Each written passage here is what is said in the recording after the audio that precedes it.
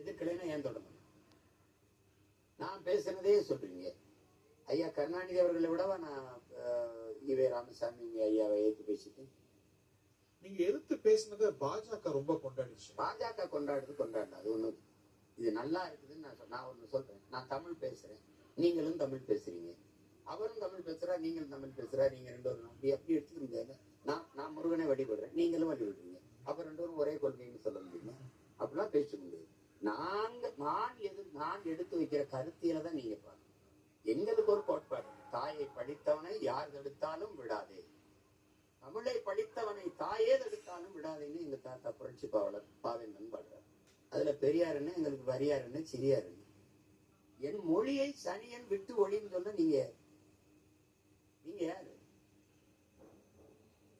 தமிழ்ல என்ன இருக்குதுன்னு கேட்க நீங்க யாரு?